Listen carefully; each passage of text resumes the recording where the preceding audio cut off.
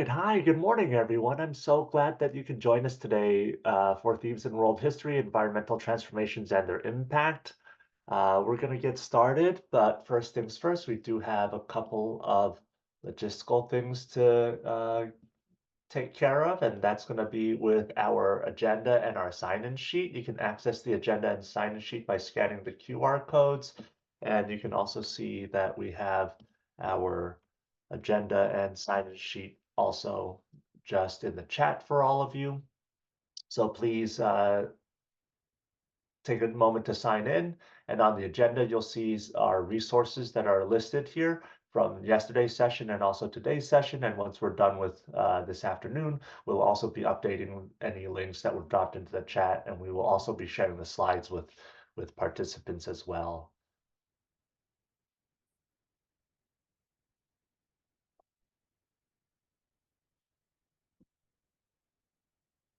And while you're working on the sign-in sheet, I do want to begin again with our land acknowledgement. And one of the things to consider here is that we are on Tongva land here in Los Angeles.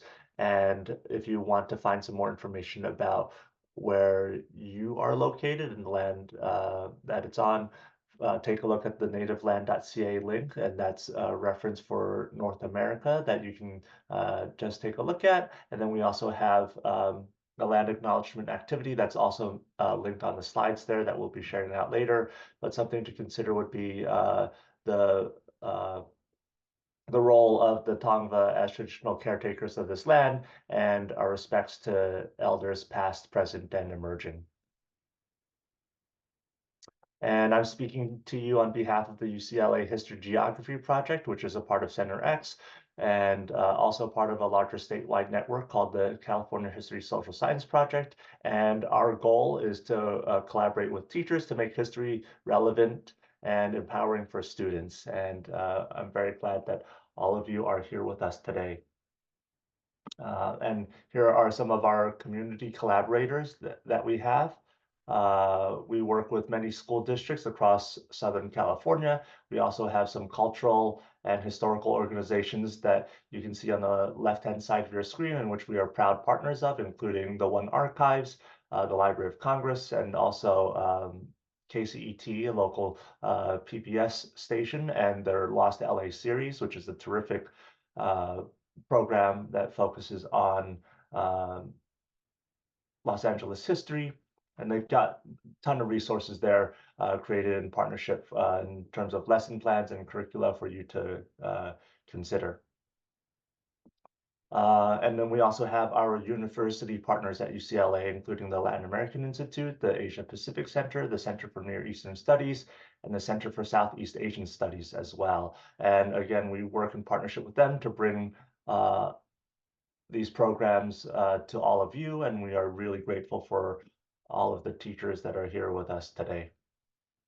And just a quick introduction for myself. My name is Ben Wong, and I am an instructional coach with the History Geography Project. I've been with the HGP for 2 years now, and prior to that, I was an instructional coach and curriculum development for a local charter network here in the Los Angeles area for 10 years. And prior to that, I was a classroom teacher for 12 years. So I'm getting a little bit long in the tooth when it comes to that education game. But before I go too far ahead, let me go ahead and introduce my partners at the HGP, and we'll start with Danny, our director. Hey everyone, good morning. I introduced myself yesterday. If you weren't with us yesterday, I am the director of the UCLA History Geography Project, and also like Ben, a former teacher. I taught for 13 years, high school. I taught 1 year, 6th grade, which was very challenging for me, but a good experience. Helped me realize that I wasn't a middle school teacher. I've been here at UCLA for almost 10 years. And I really love doing this work and being able to support teachers like you all with new content and culturally responsive strategies and lesson plans and curriculum that highlight counter narratives. So great to be here. Our associate director, Peta, is busy today working on our final workshop that is happening next week, the LGBTQ+ symposium. So she will not be joining us today, but Peta joins us from Venice High School. She joined the project in October, so she's really fresh out of the classroom. Still kind of getting her grounding at the project, but really doing some really good work, and we're excited to have her on our team. I'm going to go ahead and pass the mic to Amparo Chavez Gonzalez. Hi everyone, I'm Amparo Chavez Gonzalez. Most folks call me Amps. That was mom in the background. And I have been a teacher, an educator for 30 years now. I've been working with the project for 20 as a coach, and I formerly taught 3rd through 12th graders.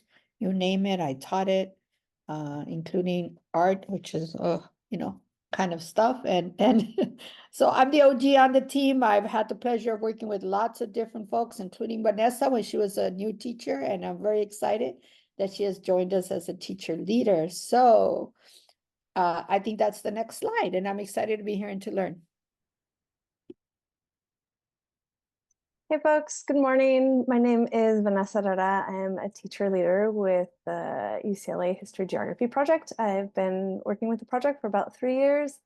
I actually went through the UCLA teacher education program and was in the classroom for about 12 years. 6 of those in high school, teaching in different LAUSD high schools, and then 6 of those in middle school, part of that in Ventura County, part of that in Kern County. I have taught pretty much everything that you can teach in the social studies realm between 6th and 12th grade, and hard to pick a favorite, but excited to be here with you all today and to dive into some environmental issues surrounding Honduras. Yeah, and just speaking of our teacher leaders, we work with a terrific group of teacher leaders from all across Southern California, and the work that we do at the History Geography Project really isn't possible without their insight and feedback when it comes to developing curricula and providing professional development. So again, I just want to give them another shout out to all the great work that they do. So we're going to start off with our warm-up today. And one of the things that, again, in showing my appreciation for teachers, I think that every teacher, every current classroom teacher is a superhero. And one of the things that brings me back to my childhood is playing with action figures. And on action figures, they would have these file cards for the superheroes. And I have an example of a file card right here from Green Lantern from back in the 80s. And I want us to just look at the powers, weaknesses, and enemies that are listed on the file cards, because all of you in here are going to be creating your own superhero file card in just a moment. So here's the example of me as a teacher superhero file card. And if you're not currently a classroom teacher, please feel free to replace that with any other role that you play as an individual, as a parent, as in whatever line of work that you may be doing. But some of the powers that I have as a classroom teacher was my ability to read any kiddo's handwriting, and I could always find a relevant connection to a current event to any topic. And I'm hoping that you won't be testing me on this, because it's not something that I do at the spur of the moment, because I do a bit of research and digging on that. And that is an awkward segue into one of my biggest weaknesses, which is going off on tangents. And that was one of the easiest ways for kids to derail any conversation, is to ask me about something random, because I would love to just talk about that. But my enemies would be copiers that jam, and that's less and less of a problem now as more and more schools and classes use Google Classroom or other educational technology platforms. But that also leads into having spotty Wi-Fi in the classroom.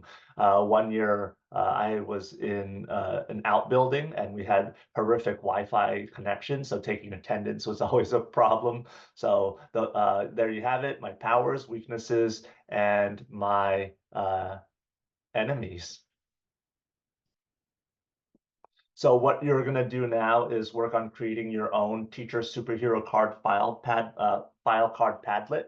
And I will be dropping the link right now into the chat. So what I would like for all of you to do is to click on the little plus sign in the bottom right-hand corner to add your own superhero file card. And there's a couple of steps on this one. So in the subject line, I'm going to ask all of you to write in your name. It can be your superhero name, or it could just be your secret identity, right? And then the next step is to list your powers, weaknesses, and enemies. And you can use my example as some inspiration, or go creative and go wild on your own. And then lastly, you can add a picture if you have the time. And you can click on the little image icon in the Padlet response box, and it will do an image search for you. But feel free to take a few moments. You can turn off your camera and work on this while I switch over to the Padlet screen. But yeah, I can't wait to see some of your responses. And as you scroll through, you can definitely add likes to your colleagues as well. All right, so go ahead and take about 7 minutes to create your own superhero file card, and I can't wait to see what you come up with.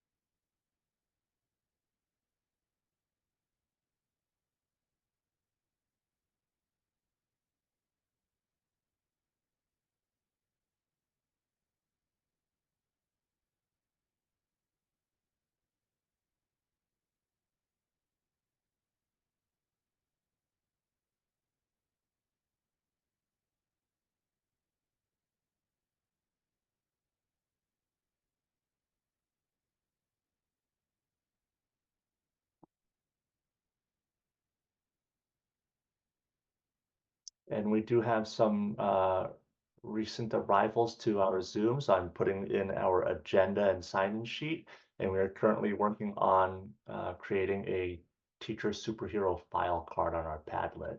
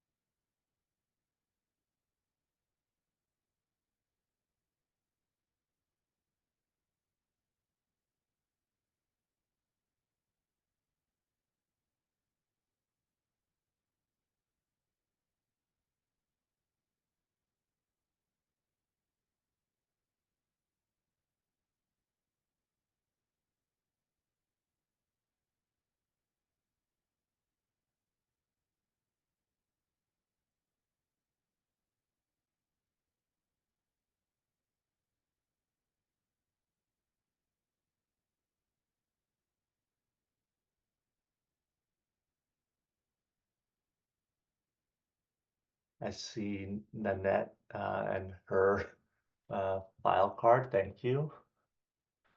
Um, Planning is one of her superpowers. That is awesome.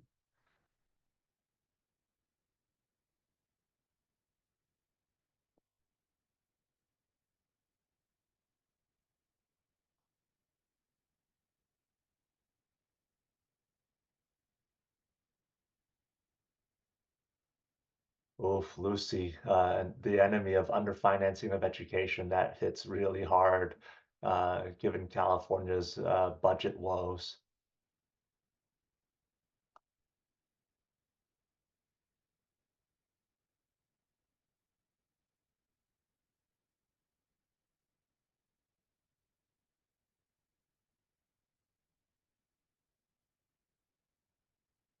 We have Victoria with her superpower of being able to hear any comment being made in the classroom.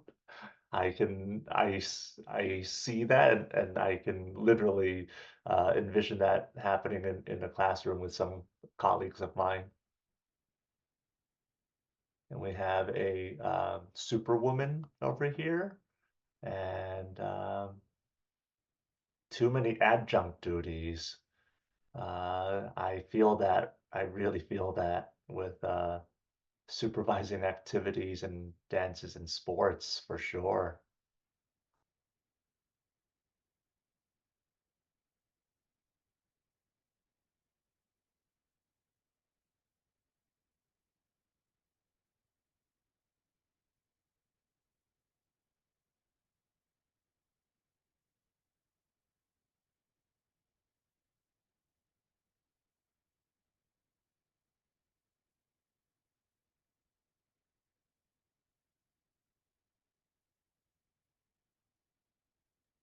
I like Yeah. Victoria's is great. Could hear any comment.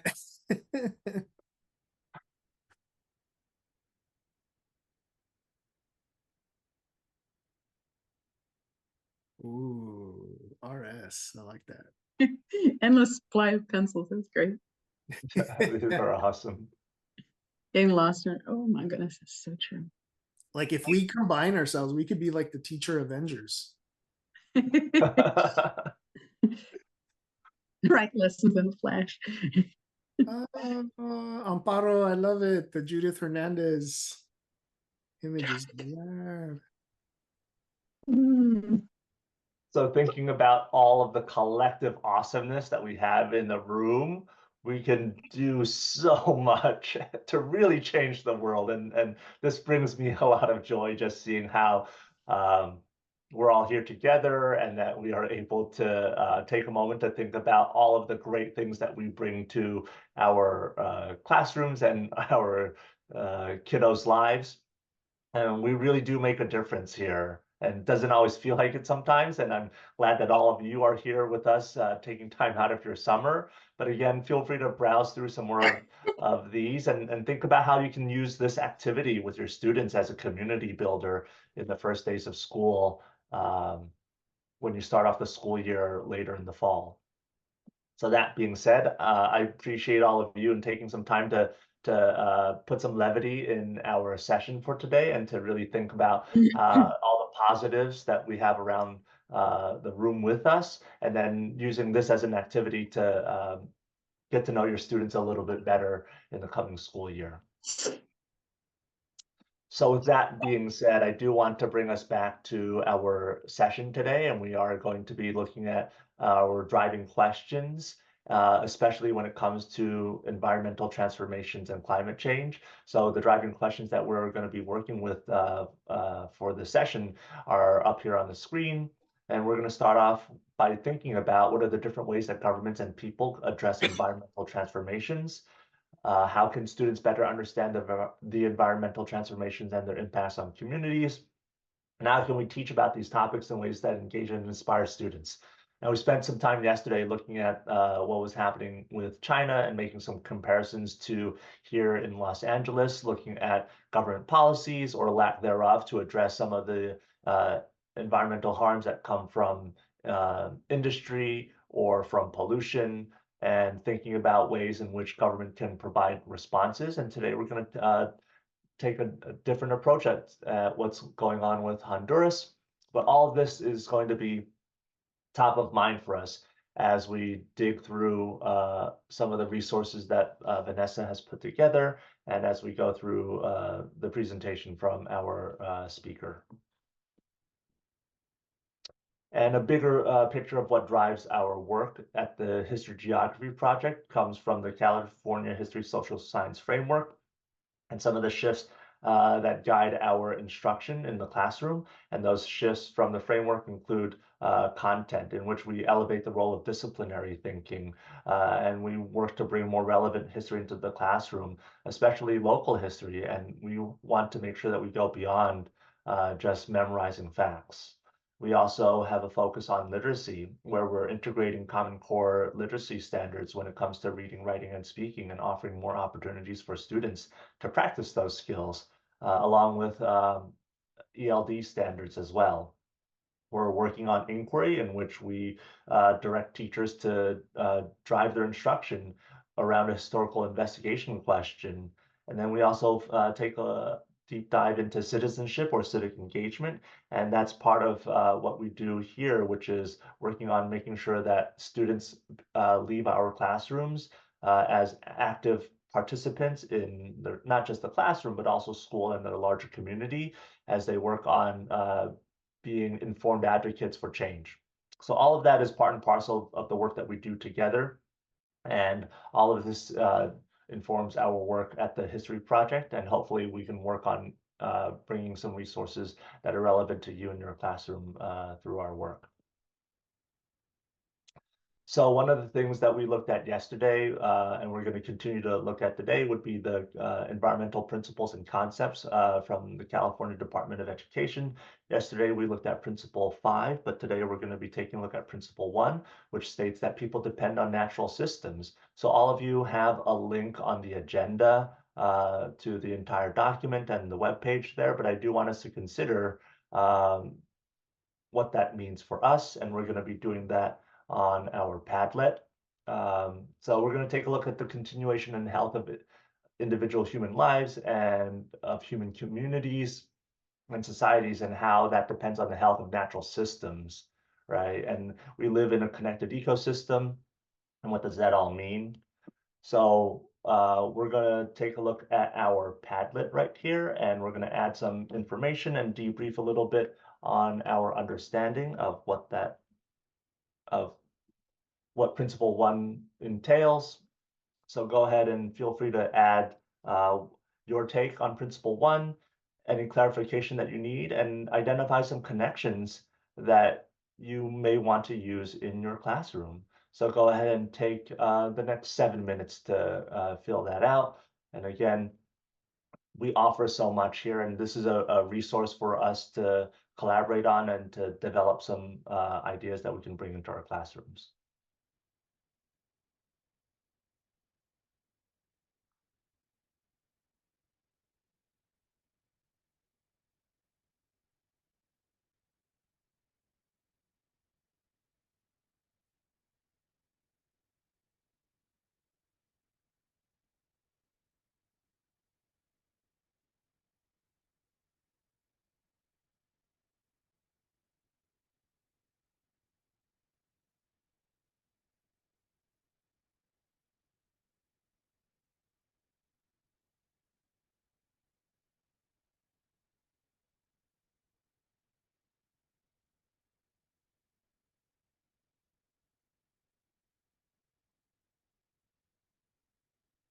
So I see a couple of us joining on the Padlet. Thank you.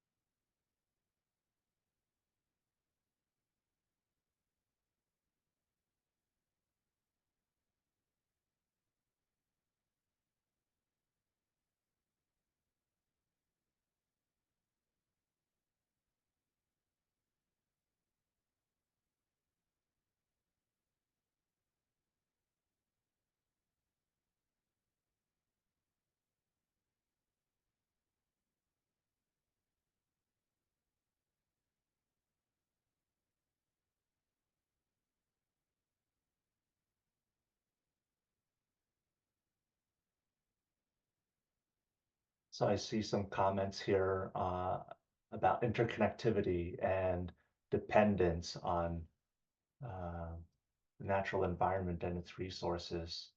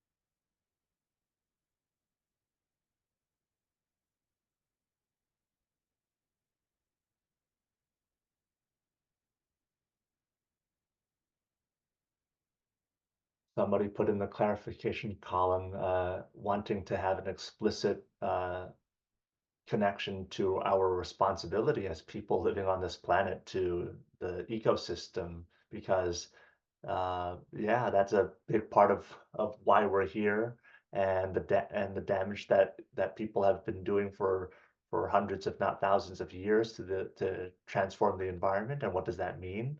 I think that's something that we can do, putting that as a connection to our practice as an educator.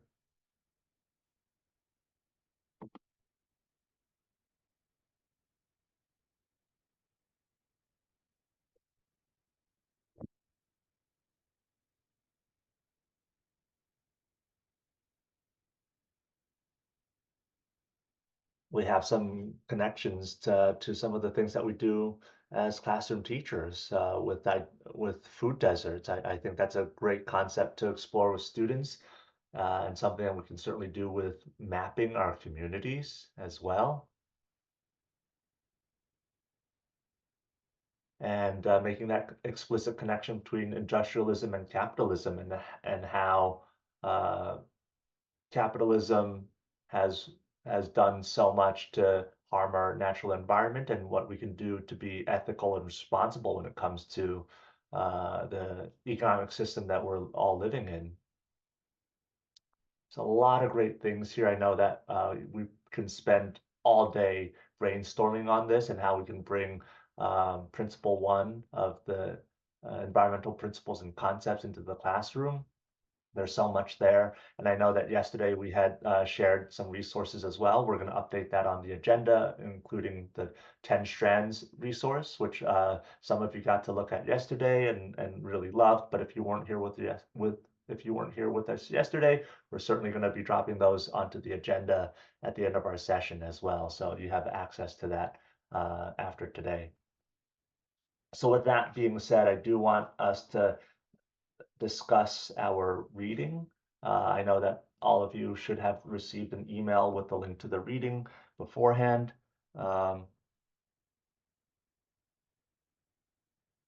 And we did, if you haven't had a chance, you can access the reading. I'll put the link in the chat, but we are taking a look at the Garifuna people in Honduras.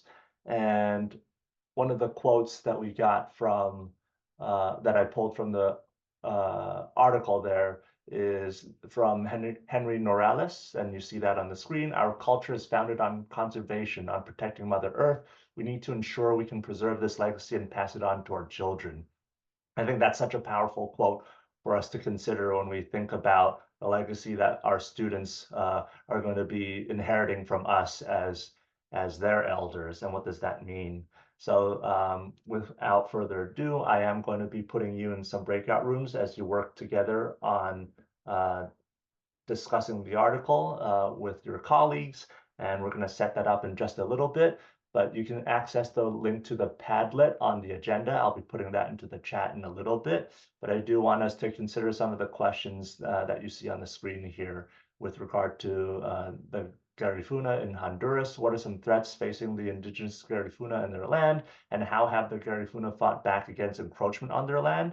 And then also make some direct connections to what you're teaching in the classroom. So a couple of things. Let me first drop the link to the Padlet into the chat, and then I'll set up our breakout rooms in just a minute.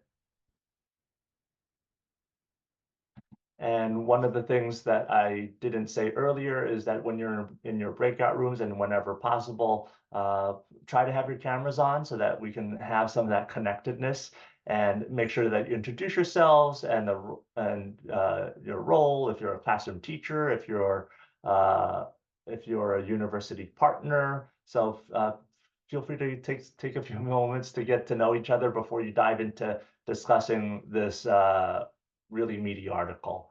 All right.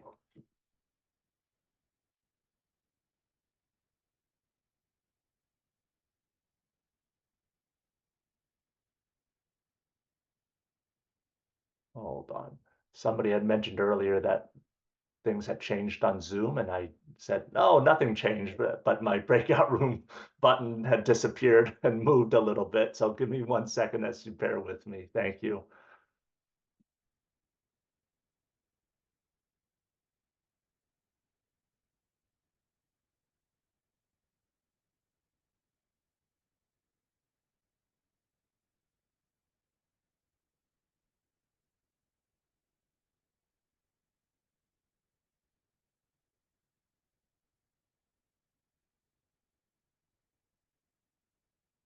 All right, so everyone should be assigned to a room with at least one other person, and I'm going to open up the room, so feel free to join. And there's some people that may be alone, and don't worry if we are moving you around a little bit in the meantime.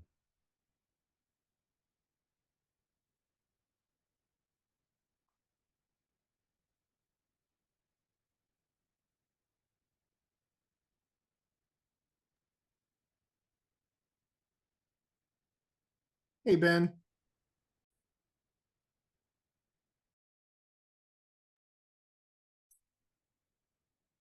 I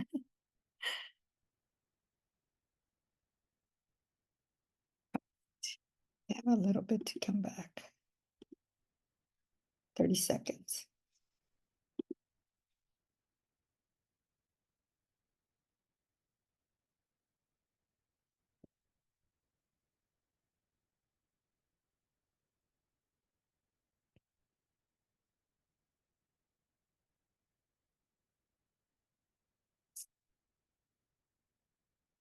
All right.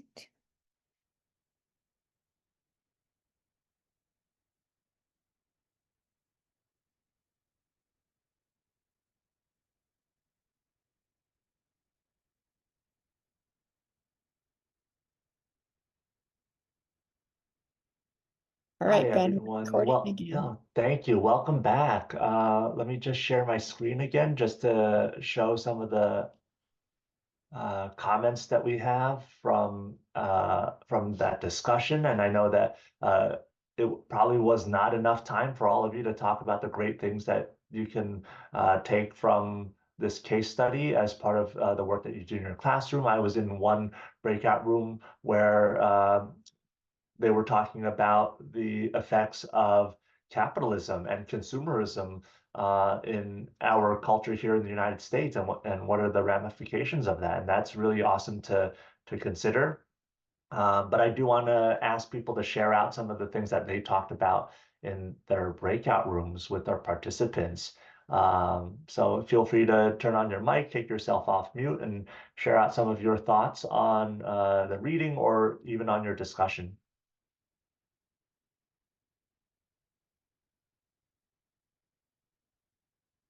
One thing I thought was really amazingly frustrating was the idea of palm oil for biofuel.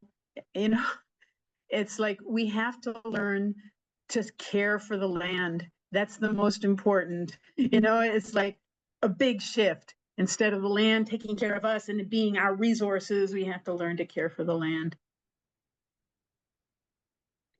Yeah, very true in terms of just how there's that focus on consumption, especially with the damage that palm oil and extracting palm oil is, and the danger that it brings to the people, and the negative effects of consuming palm oil as part of our diet as well, beyond just using that as a biofuel. I was also eavesdropping in another group with Martha. If I can ask Martha to please come on and share her wealth of knowledge with regard to the topic. Hi. So I was sharing that I had the honor of being able to attend a Central American conference as put on by the UCI History Geography project. And I think something that was so beautiful and so well highlighted at the conference, because the focus was about environmentalism and Central America, right? And just kind of the effects that we know capitalism has taken on communities that are like non-European, non-white. But something that the conference wanted to emphasize was like the presence of indigenous people and how indigenous people have been like protectors and like living with the land for essentially millennia, right? But at the same time, I really appreciated the critical analysis that was offered when they were talking about like the presence and erasure of Afro-Indigenous communities like the Garifuna. Something that was really cool and I highly recommend. And I'm going to put the link in the chat. Is there's a Garifuna museum located like somewhere on 48th Street, closer to USC. They're by appointment only.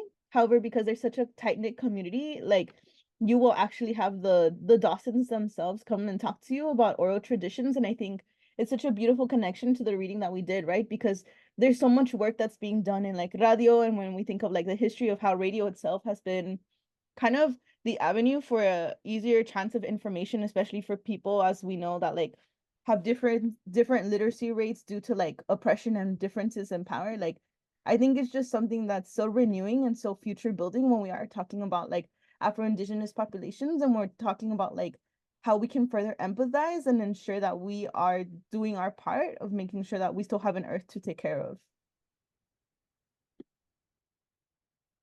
Thank you so much. Very well said. And thank you for bringing a resource for those of us in the Los Angeles area, that this is right in our backyard, and something that we can all look into, and bring that and making that connection with our students as well. Any other comments that you want to share? Any other insight that you'd like to add to our discussion? Feel free to turn on your microphone and share with all of us.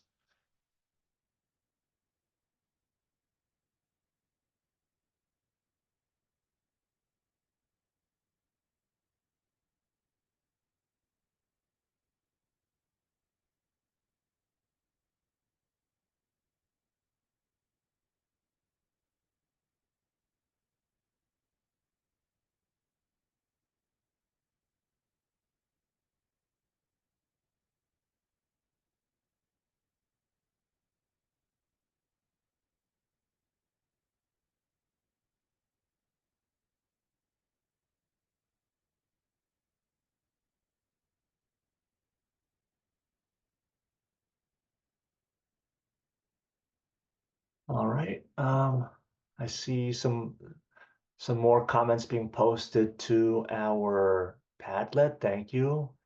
Again, there's a lot that we can also learn from the reading, but also from the other resources that are posted on the agenda. We're gonna take a quick short break before we transition to our guest speaker for today, and we get that set up. But in the meantime, please feel free to continue to add to our Padlet, and especially think about some of the connections to some other topics that you teach in your classroom. If you're teaching US history, for example, in 8th grade, and looking at settler colonialism, westward expansion, and how extractive industries decimated the indigenous communities across the plains and in the western part of the United States. So that's a connection that you can make there. Also consider how this also took place in If you're teaching 10th grade world history, consider the impacts on the Indian subcontinent with the British and the 19th century. So a lot to dig through when it comes to some of the specific connections that you can make with other topics in the classroom. And we'll take a 3-minute break, and then we'll continue on with our scholar talk. In the meantime, let me. For all of you, as teachers, my mother used to be a teacher in the 70s and 80s in the Los Angeles School District, a history teacher. And so it just is close to my heart, what the work that you guys are doing. So I just wanted to say that. And what I'm about to do is share, I have 2 different presentations. The first one is more of an overview of how to talk about these issues and the connections. Although I have to say, with the kind of questions you were making, I think you guys are already there. And the second one is a case study about the Garifuna peoples in Honduras and their expressions of resilience with everything that they have endured and continue to endure. And so I'm going to share a screen first. Let's see.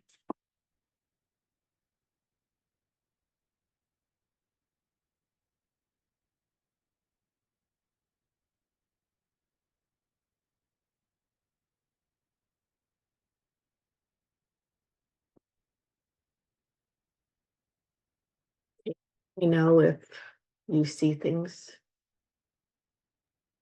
Yes, we see your screen.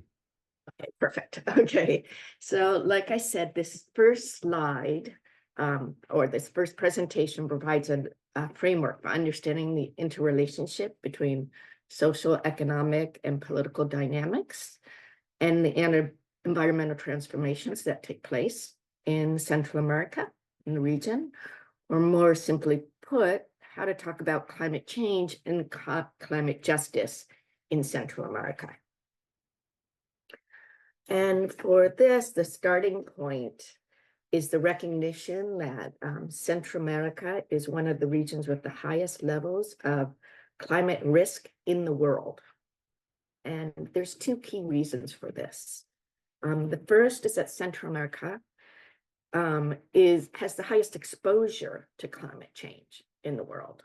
And this is a result of its biophysical and meteorological conditions, given that it's an isthmus that's straddled by 2 oceans, which exposes it to greater climatic risks, as well as being right along the equator.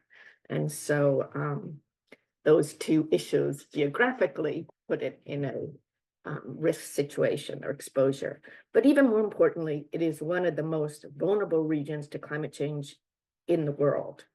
And it is this condition of vulnerability that I want to highlight. This vulnerability is socially constructed and is the result of a series of factors that are permanently interacting and influencing these conditions of vulnerability. Which is kind of like the principle you were just looking, one of the principles, I think principle 5 you were looking at. It is this condition of vulnerability that I want to highlight. On the one hand, the region faces a series of social economic conditions associated with high levels of poverty, limited access to resources of all kinds, and growing inequality. Along with this, there's a trend in all the countries to promote economic growth based on extractivist actions and activities. We see the expansion of monocultures, incentives and subsidies for mega projects of all kinds, the promotion of mega tourist projects and mining. These activities are permanently transforming land use dynamics in the region, but are also aggravating the socioeconomic conditions that combine with the historical conditions of social exclusion and environmental degradation that already characterizes the region. And together, this is resulting in systematic patterns of social exclusion and environmental degradation, not only in environmental terms, such as deforestation, biodiversity loss, and soil erosion, but in the collapse of livelihoods in general. And this is reinforcing the massive outmigration that we have seen in recent years, and particularly in Los Angeles, why you see so many Central Americans coming to LA. All of these factors interact and help to explain why there's such a proliferation of conflicts and disputes over the control of land, water, and forest resources in Central America and the region in general. Moreover, this is leading to serious threats to whole communities in the region with an increasing use of violence. I don't know if this is blocking you guys, so I'm going to put it down here. With an increasing use of violence to depossess people of their territories and their resources, as well as strategies of criminalization against environmental defenders and communities that are resisting these dynamics. I don't know why it keeps, I don't want it to go further. Let's see. Okay. In synthesis, we talk about this being a problem of territorial governance, more so when we take into account that the countries of the region, not unlike what's happening here in this country, are in the midst of an institutional crisis, a crisis of the rule of law, increasing corruption, authoritarianism, and militarization, and linked to all this, a rise in action of diverse illicit actors and agents. This leads us to focus on the importance of constructing resilience, taking as our reference the United Nations Framework Convention on Climate Change definition of a resilience, which is the capacity or the ability of social ecological systems to cope with an event or disturbance by responding or organizing itself in such a way that it maintains its essential function, its identity, and its structure, while retaining the capacity for adaptation, learning, and transformations. In this context, the question would be then, who are the actors in Central America leading the fight for resilience and climate justice? And I would say there are a myriad of campesinos, indigenous peoples, and Afro-descendant communities who are on the front lines, as well as to represent the last frontier for fomenting pathways to more just and sustainable societies. So I'm going to go a little bit more into detail in the specifics of the content and challenges faced in Central America. What I gave was the framework, but now more some specifics. And the first thing here is just recognizing what's happening in Central America mirrors a lot of the disturbing trends we see throughout the world, but not just Central America, such as the impacts of climate change, the deterioration of democratic institutions, and the dispossession of territories, generating significant migratory flows. But in general, what's important to learn is these trends disproportionately affect indigenous people, Afro-descendants, and rural communities, or marginalized communities in general. It is useful to highlight three factors or regional trends which are interrelated that shape the conditions and challenges faced in the region. These include a renewed interest in exploiting the region's natural resources and rural territories in Central America for economic interests, setbacks in the rule of law and participation, and changes in the exercise of power in the region, and then to look at the varied responses by territorial actors, social movements, and civil society to address these adverse conditions. So beginning with the first slide, or the first trend, which is a renewed interest in exploiting the natural and territorial resources of Central America. Here we are referring to the ways in which the region is inserted in the international market through a boost to new investments in the primary sector as a strategy to reactivate economies, which is pushing a series of dynamics that reproduce and deepen historical patterns of social exclusion and environmental degradation. These include growing urbanization, which causes greater demands for basic products and services, such as food, raw materials, energy, among other things, aggravating the processes that are already undergoing of deforestation, erosion, and overexploitation of surface and groundwater. This urbanization, which is Also, globalization is also broadening and deepening a culture of consumerism that is accompanied by multiple social, environmental, and cultural impacts, which I found interesting that some of those connections you guys were making in the earlier exercise. There's also a rapid increase in the incorporation of rural areas into global markets, including the expansion of crops for agribusiness and agro-food systems, such as palm oil and sugarcane, and an increase in extractivist projects related to the extraction of minerals, petroleum, as well as other items. Likewise, there's an increase in infrastructure mega projects, whether that's for transport, for energy, and other purposes, that's looking to convert Central America into an interoceanic and trans-American logistical platform for trade, services, and tourism for the world. Several of these mega projects are directly related to the expansion of extractivist activities as well. Additionally, and what's new is we are witnessing a rapid expansion of territorial control by illicit actors for all types of trafficking, be that of people, drugs, particularly cocaine, because it's between Mexico and the United States, weapons and species, as well as for money laundering. And these activities rely on violence to maintain control over large extensions of land, and are linked to phenomena that are very common in the region, such as narco deforestation, narco livestock, and the rise of gangs. And this map illustrates how throughout the region there's a diversity of investments and interests linked to extractive industries, with programs and mega projects to convert the region into a logistics platform for trade, services, and tourism.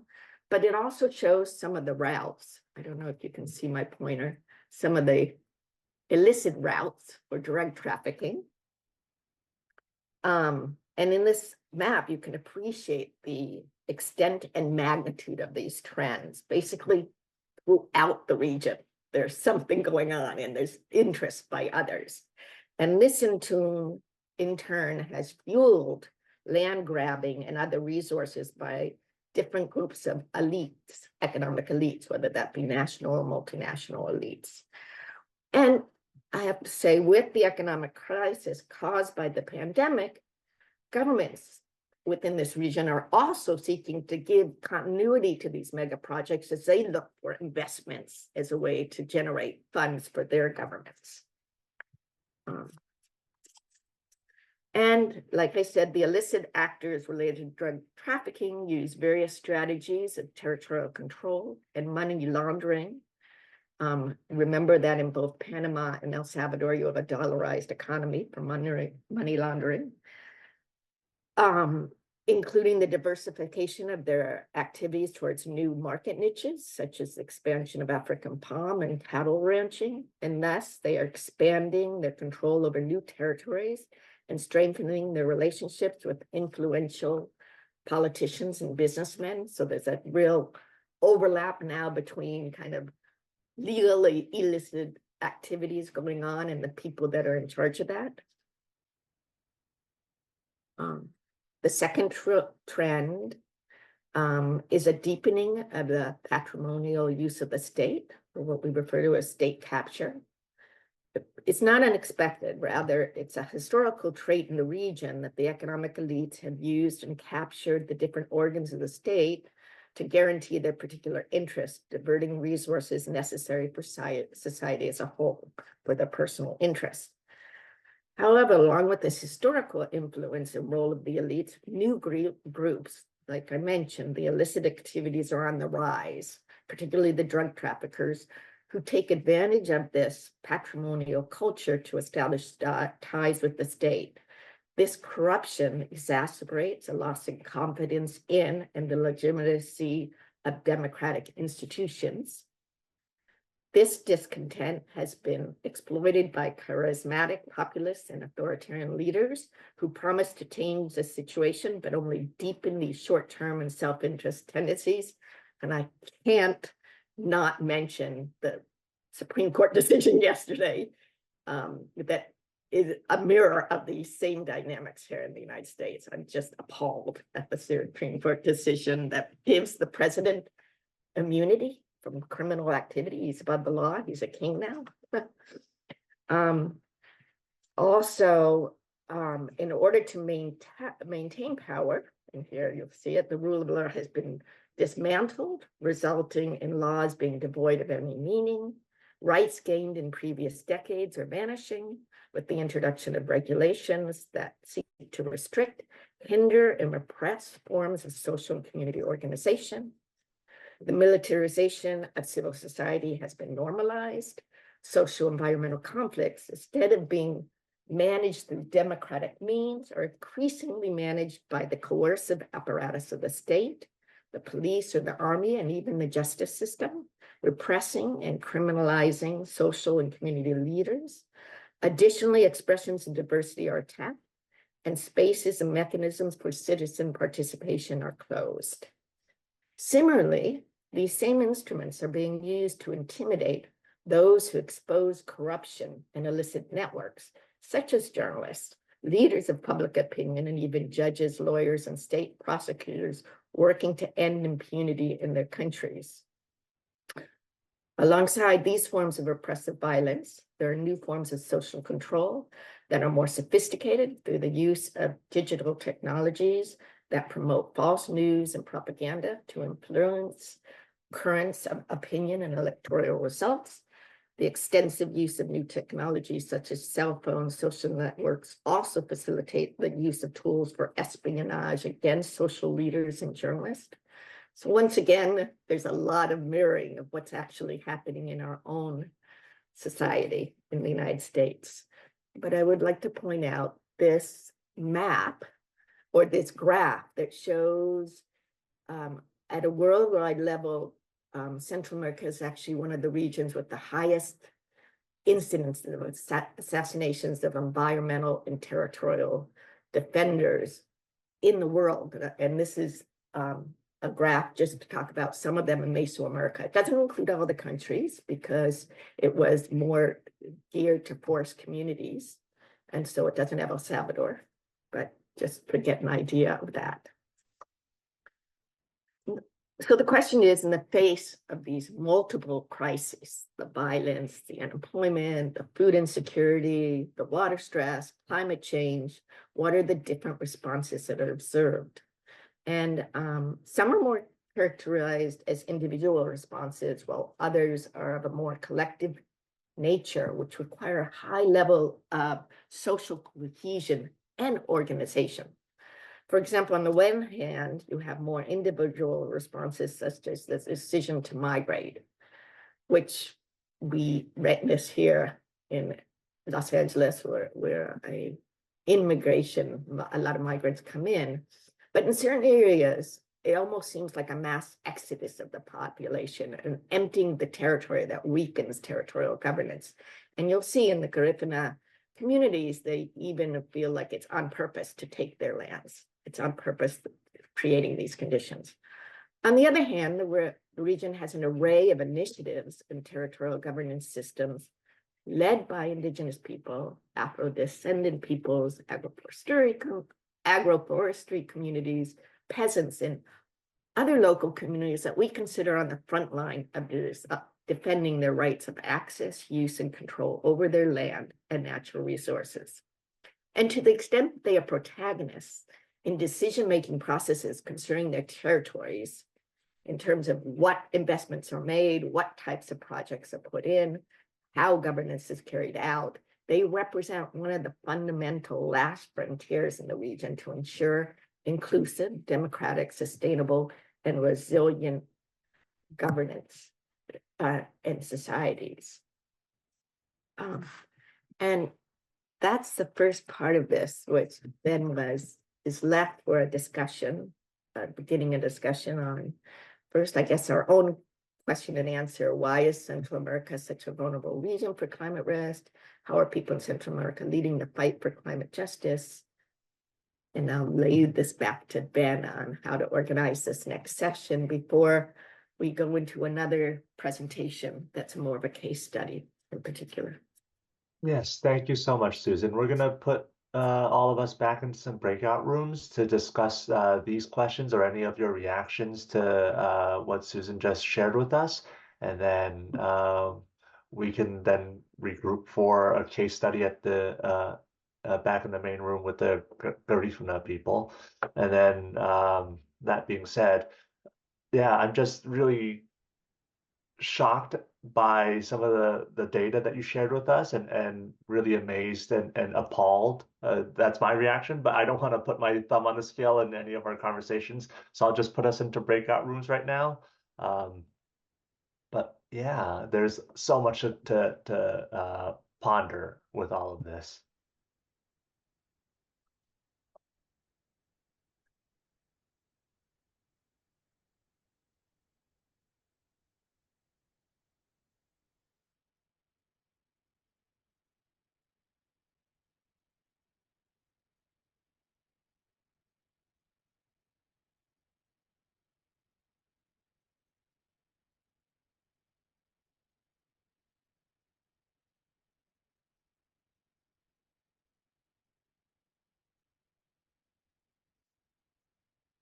Then I'm gonna go ahead and jump into room 4 here.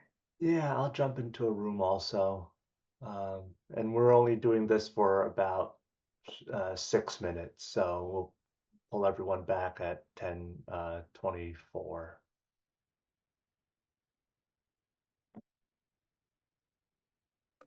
I don't have a room to go into. Oh, okay. We'll put you in a room. I'll do that right now.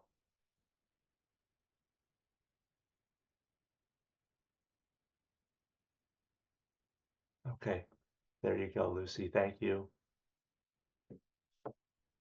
Hello, everyone. Thank you, those of you who put your cameras on. It's nice to recognize faces when we finally meet in person. This just happened to Elizabeth and I, right? We knew each other for Zoom, and then we're like, oh, you're for real. So yeah, and hopefully we'll get to meet more of you in soon, right? So we're excited. Thank you for turning on your cameras.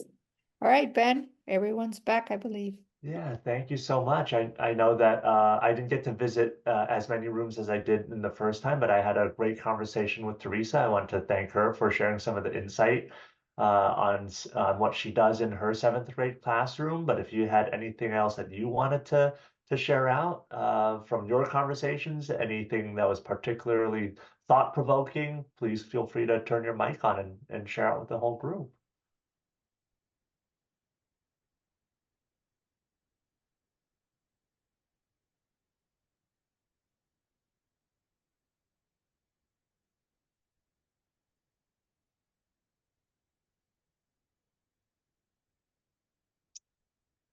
So I see that Willow added something to the chat for us. All right, I can't wait to take a look at it. Really cool for World Radio.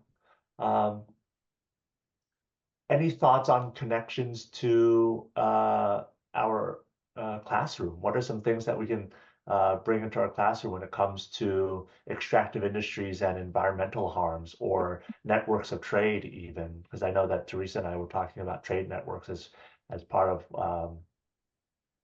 what we can bring into the classroom here.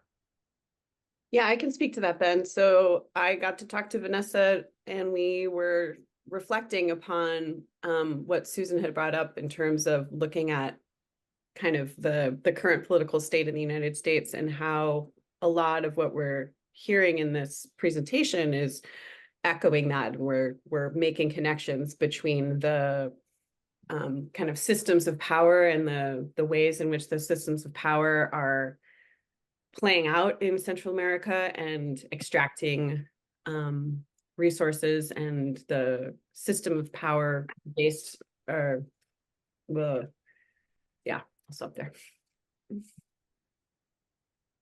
And I think that if we talk about who has power and who doesn't have power and who's being dispossessed of their land, we can find different points throughout history, sadly, to make those connections to our students and say, this is still happening in 2024, and where is it happening now? And then have some students do some research because it's taking place with eminent domain in different parts of our communities across Los Angeles. or different parts of the United States, even when it comes to where development is being made and how government policies facilitate the ease of building certain businesses in certain communities, right? Why is it easier to build a Costco in some parts of town, or where the new Amazon warehouses are being built, right? So lots of things that we can make those connections to when it comes to our classroom instruction. If with that being said, I do want to transition us back to the second part of Susan's presentation. But before we get to that, I do see a question in the chat about the slides. Will you be making your slides available to our teachers here, Susan? Because I think that some of them. Yes, I have already made them. Ben has the complete Okay. slides as well as the script. Scripts. Okay, thank you. I just wanted your permission before I put that onto our resources list. Thank you so much. We appreciate it. Okay. All right, it's all yours. Okay, I'll go back to sharing screen again. Okay, so continuing with the second half of this presentation, what I want to talk about is a case study. And this was at the suggestion of Ben and David and Vanessa, that for you guys in your classrooms, it's a lot easier if you can have it relate to a group of people in a case study. And so one of the ones that is the most inspiring to me is the discussion about the Garifuna territories and how they have been responding throughout history to the challenges of building resilience under siege. And you'll see this at the very end of this presentation. Originally, I was going to have someone from the community who's actually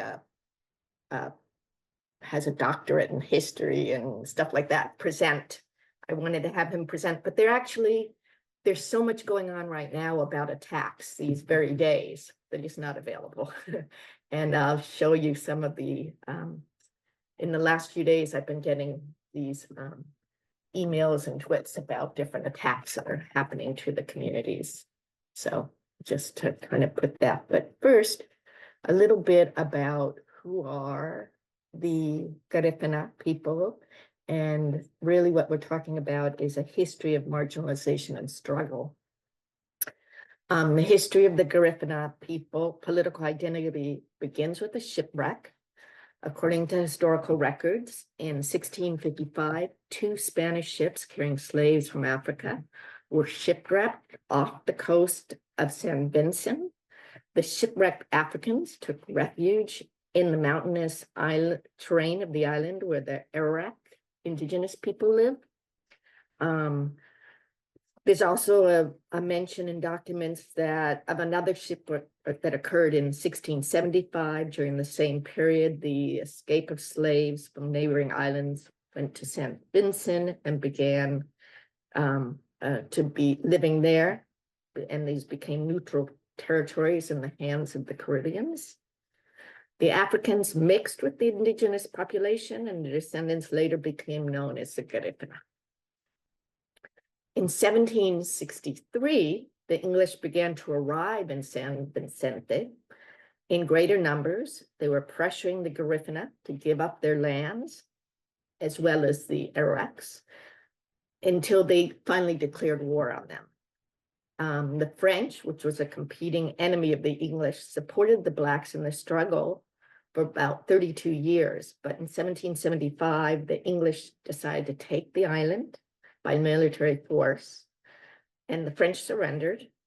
And so the islanders their houses were burned, canoes and crops, and the indigenous then surrendered after that. And in April of 1797, the darker inhabitants, what would later be known as the Garifunas, were actually expelled from St. Vincent because they were still trying to struggle against them, and were taken to the island of Roatan, which is off the coast of Honduras, and later to the port of Trujillo, later settling along the whole coast Honduras, as well as Belize and Nicaragua. So you see in this presentation that there's settlements. A little bit about the Garifuna people. It coincides with a large part of the Honduran Atlantic coast. They're organized into 48 ancestral communities with a population of approximately 300,000 inhabitants.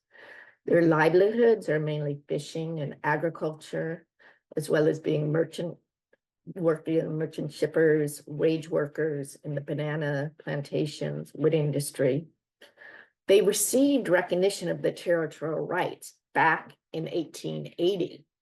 However, despite having usufruct and collective rights over large tracts of coastal lands, they struggle to maintain control and access to their territorial rights in the face of foreign investment and a legal framework that promotes the commercialization, land grabbing, and individualization of their ancestral collective lands. Put together a little bit of a timeline of that process. Beginning with the banana enclaves in Honduras was a period that began in 1879 and lasted for about a century, during which the country began exploiting bananas. Foreign companies such as the United Fruit Company and Standard Fruit Company established large banana plantations at the time and exploited the Honduran workers for cheap labor. In 1887 and also in 1889, ejido or community titles that legalized the rights of use domain for use were provided to the in a collective manner to the Garifuna. But then in 1898, we see the beginning of a series of different laws that kind of undermine that. The agrarian law gave the government the power to give land to foreign companies. From 1910 to 1930, there was a large influx of immigration of Western Indians to be workers on the plantations in the zone. And that fostered a large kind of racism and against Black workers, because they were seen as kind of a local threat to the local workforce against the kind of traditional Indo-Hispanic mestizo identity. And then in 1950, with the banana industry in collapse, you had the first wave of big migration of Garifunas, mainly to New York in the United States. And then from 1962 to 1965, there was a series of agrarian reforms that promoted colonization processes, population from the interior of the country to the coast, by giving away lands, homesteading, so to speak, and agro-export projects of palm oil, the expansion of livestock.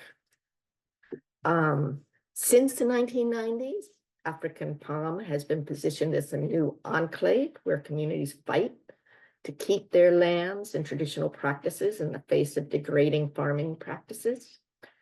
At the same time, as I mentioned in the previous presentation, their territories have become a strategic corridor where illicit activities like drug trafficking, which simultaneously reinforces the expansion of extractive activities such as African palm plantations for money laundering and for capturing land. It's kind of a process. First, farmers come in to take the land with cattle, then they plant African palm, then they sell it to these people, and then it's taken over by traffickers.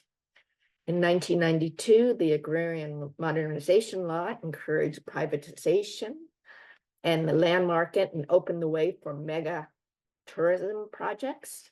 The Garifuna communities at that time obtained what was considered, quote, full domain titles for their collective land, but only in their areas of where their housing sites were or the individual lots. It didn't include the areas of use for other activities such as agriculture, hunting, fishing, and ritual practices. So in reality, it was taking away land from them. In 1993, you had the creation of the National Protected Areas, which also overlapped. on their lands, and this was done without prior consultation. It was just from one day to the next. They announced that these are now national protected areas and the domain of the government, and it restricted rights to lands of 28 of the 46 Garifuna communities. In 2004, the government decreed a new property law that formalized the possibility of selling lands that are part of collective property of Indigenous and Garifuna populations. Then in 2009, there was the coup d'etat, and this brought about an increase in illicit actors in Honduras, which is particularly attributed to the coup d'etat, when they took advantage of the crisis, along with the corruption and impunity within the country's security forces and elite, to accelerate their activities. And so you have a much more blooming of illicit activities after that. And in 2013, the organic law promoting the creation of the implementation of employment and development zones, known as ZEDIS, was promoted. This law allows the auctioning off of strips of national territory, including areas of the Garifuna in the Trujillo Bay, where 24 communities are located. These communities are under threat of having their community titles dissolved and being displaced. As of April 2022, the new government issued a measure to repeal the law with the new government after a lot of pressure and support from the Indigenous and Garifuna communities during the last elections. But that was just an introduction of a law, and it hasn't been approved, and it still allows the status in the Constitution. In 2024, the famous process of reclaiming ancestral lands that compromise the community after a decade of struggle against palm and drug trafficking networks that have infiltrated the area. I'll show a little bit of how they went about doing that, reclaiming land, later on. But all of this at a cost. From just 2008 to 2019, there have been documented and proven cases of violence, of 105 acts of violence. And like I said, they continue today, and I'll go into that a little bit more. Over the past 2 decades, and with this map, you can kind of see all that's going on, kind of a zoom in this region is the Garifuna communities. Analysts estimate that 86% of Garifuna territories have now been appropriated by outsiders, while mega tourist projects, African palm agro-industrial plantations, and other large properties being built, which has also served to launder money and conceal the construction of hundreds of clandestine landing strips in the north and east of the country for drug trafficking. The 2009 crisis also bolstered the increase, like I said, of the dispossession and criminalization of Garifuna people through investments in development, especially of luxurious tourist projects, such as the case of the Los Micros Beach and Gold Resort mega project, today known as the Honduras Beach and Gold Resort. In a Global Witness report, it revealed that the Honduran government, through their National Port Authority, continually required the illegal eviction of Garifuna people, and even brought in an illegal accusation of absorption against leaders and other members of the community. This despite that this tourist complex is located on ancestral lands covered by the Convention on Wetlands of International Importance, as well as the ILO. This dynamic of dispossession also threatens communities in Trujillo Bay and the Department of Cologne, where the development of mega tourist projects by Canadian investors have exacerbated the absorption of Garifuna lands. The community of Vallecito in the Department of Cologne has been a key objective for the expansion of palm. For example, in 1994, the Vallecito community suffered the dispossession of 100 acres of ancestral land for palm cultivation. A decade later, in 2004, the community recovered its 100 acres of land, but they were dispossessed again through a legal process. They recovered it, but they were possessed again, this time by actors linked to drug trafficking, who forced the community to abandon their lands in order to build a clandestine landing strip for drug smuggling. And then a decade later than that, in 2014, various Vallecitos inhabitants received death threats and were kidnapped for hours by drug traffickers because they managed to get a decision to make the government try to destroy the landing strips, and the drug trafficker actors came in and were repressing them, be able to rehabilitate the landing strip. And then again, this has a lot to do with what I've been just receiving the last few days about continuation of kind of these pressures on the Garifuna people. As of 2020, there was 190,000 hectares of palm on the Atlantic coast, nearly 80% of which is found on Garifuna territory. That's all these yellow patches, the expansion. On the map, we can also see the scope of oil concessions in the Atlantic, this kind of beigeish color. This is an exploration concession that was granted about 10 years ago to the British company.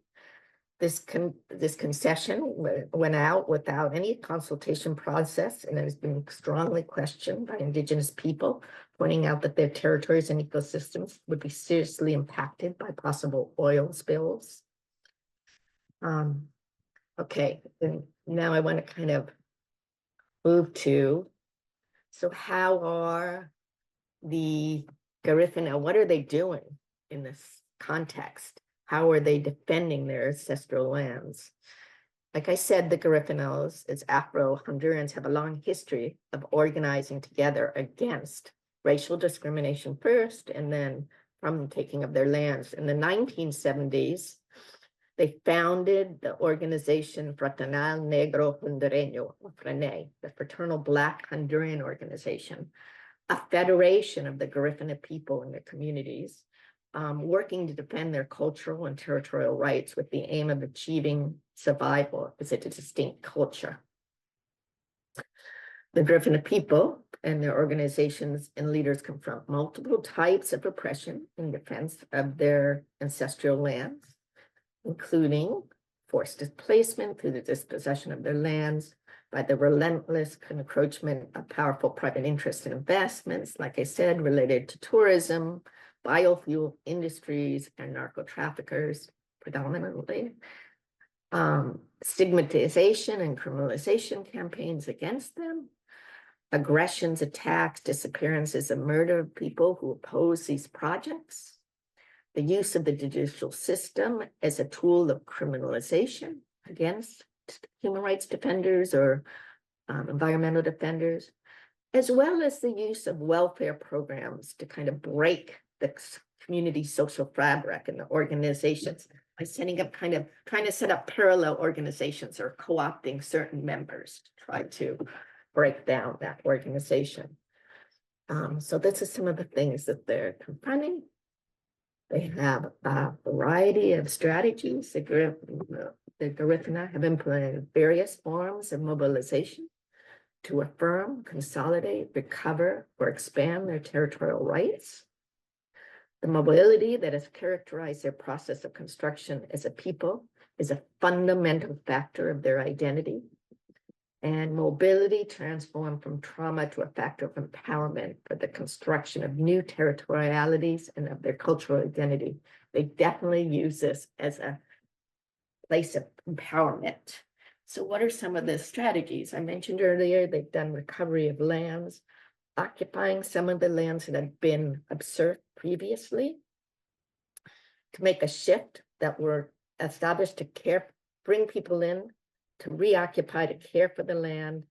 And they've given the land to people who were land poor and families in need of land to help reoccupy, including deported Honduran Garifunos that had moved to the United States and then got deported back.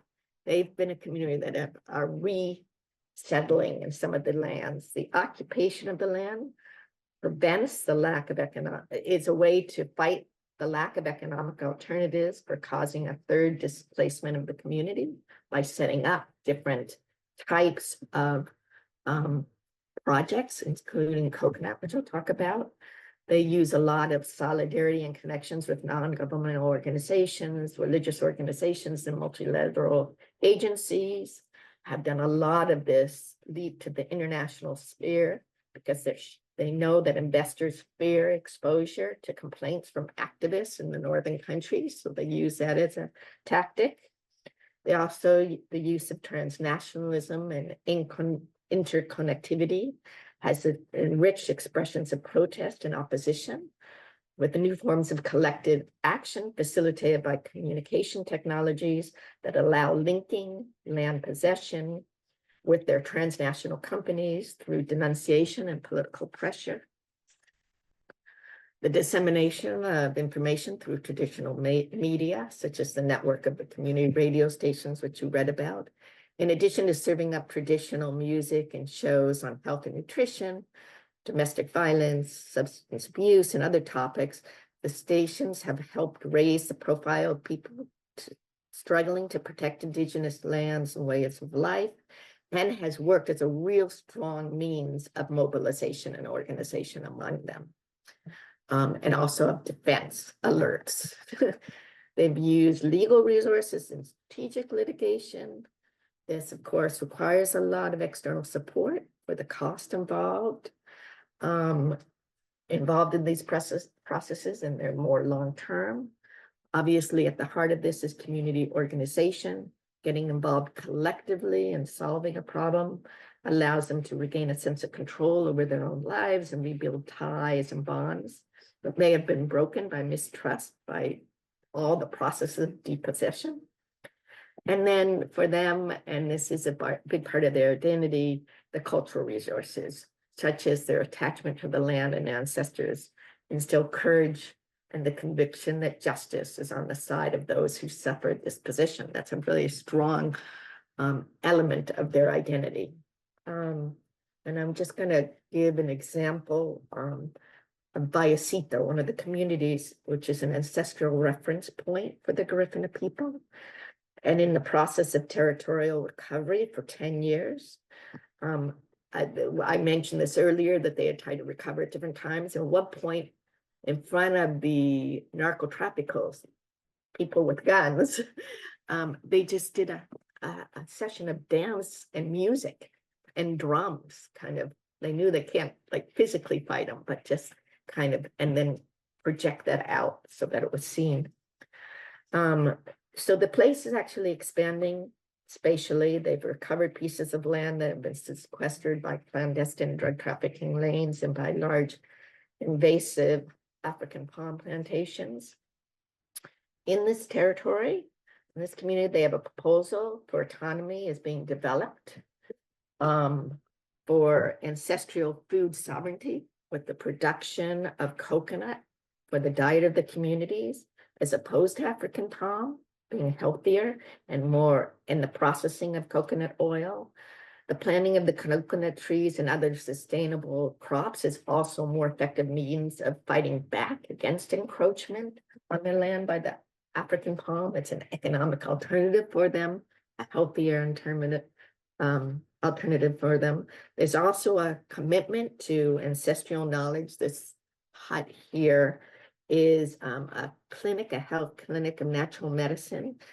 They established throughout their communities during COVID-19 these ancestral health houses, and really were able to contain the spread of COVID within their own communities using traditional techniques and the spread of this.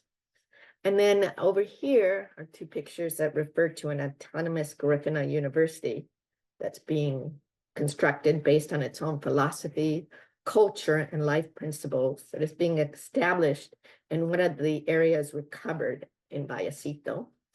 The university is in the process of being built, and its proposal is to serve the entire Garifuna people. Students from throughout the 48 communities will be able to study there while working.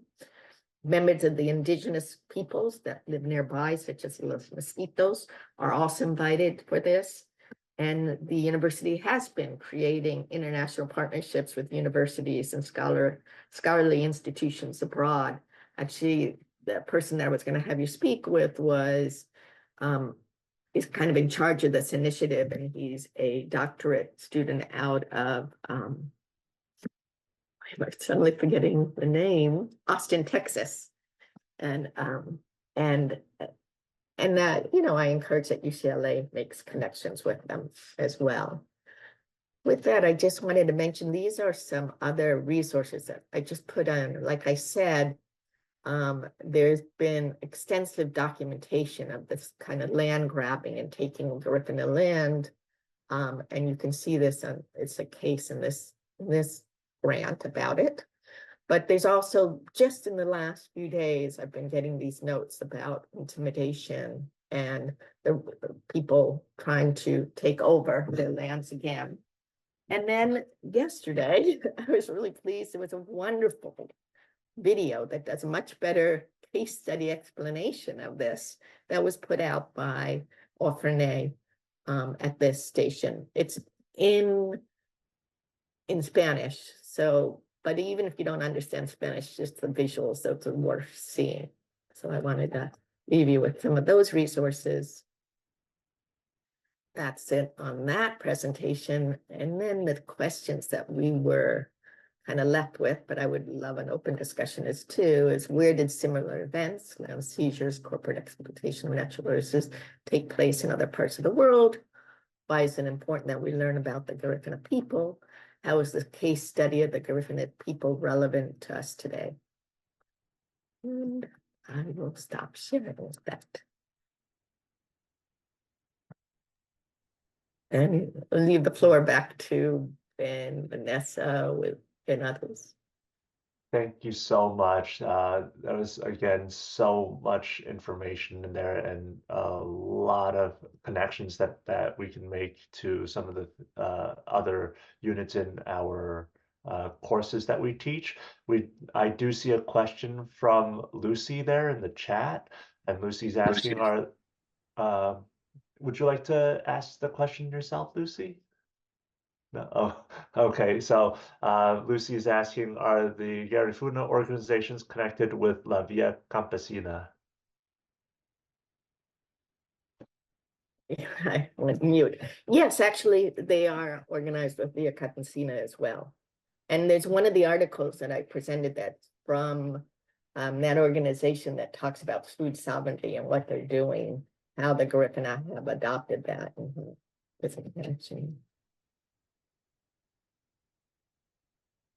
Thank you. What are some other questions that we're mulling over right now?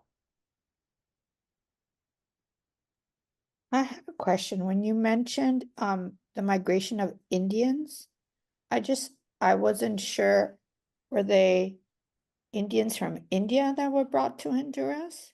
The West Indies. The West West Indies. Okay, got it. Okay. Sorry. No, The because I was trying to think like, oh my God, what a long trek, right? But I mean, the British have been known to move people. Right.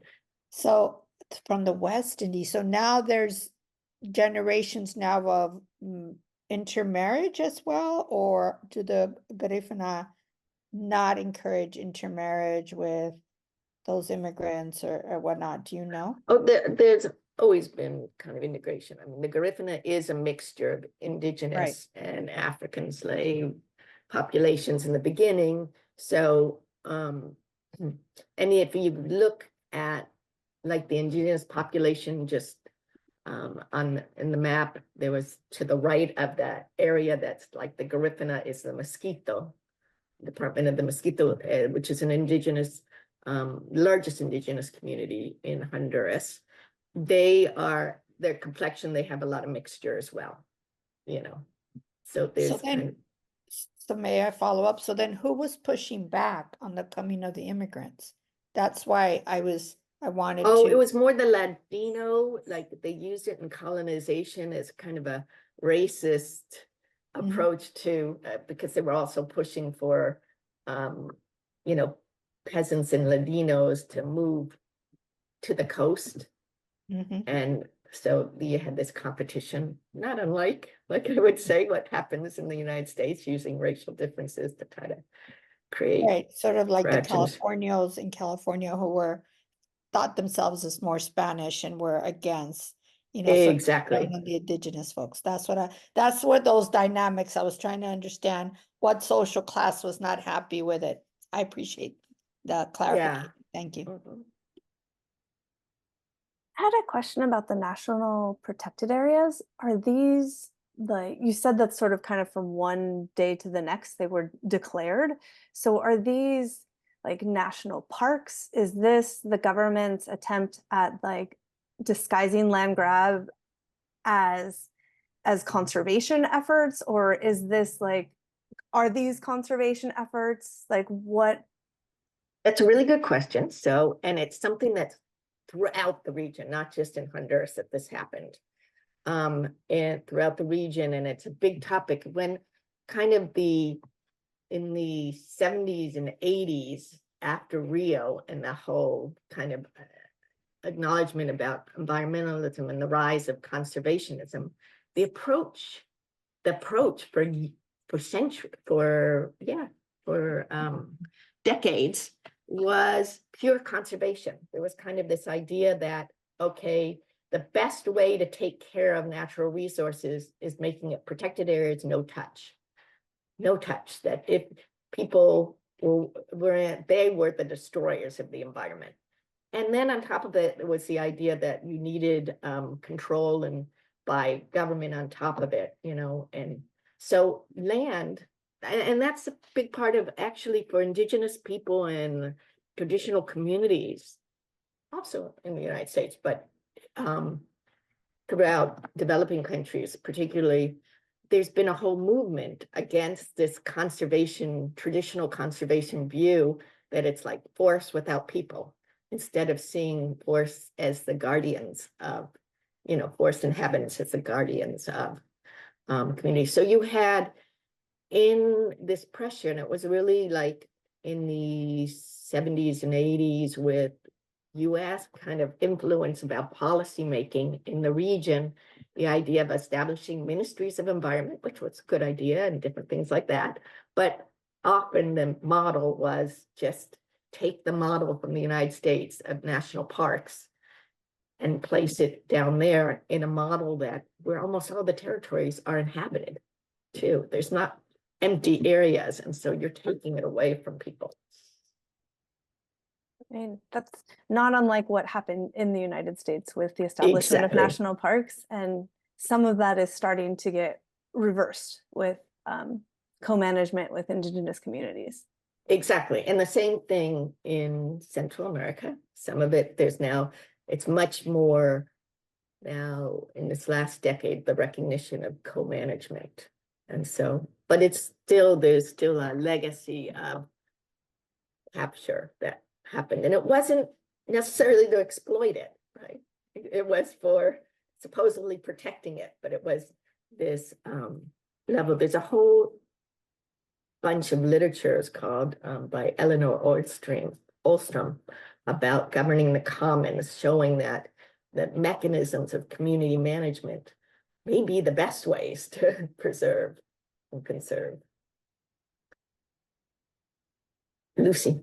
Actually, there's scientific studies where they take similar areas, one where indigenous people are allowed, one where they're just not, the protection, eliminate everybody from there, nobody's allowed to go there, right?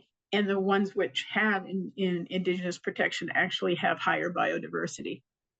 So it's and it's not surprising if you think about it. Think about your garden, right? It's like if you keep certain things. Anyway, it's a matter of our intelligence can be used for that to help things. And that's part of, I'm glad you brought that up, because there's a lot of cases of that in Central America and different. There's some great maps we have in our website about in Petén, how the difference between the community forestry managed area compared to the protected area with fires, for example, with all the fires going on, and So that discussion about how important it is, and there's been a very big movement. There's an alliance of the Mesoamerican Alliance of People and Forests. It's called the Alianza Mesoamericana de People and Forests, who actually have been working with other communities, indigenous communities throughout the tropics in the world, and have done these whole campaigns about being guardians of the forest, kind of counter this narrative.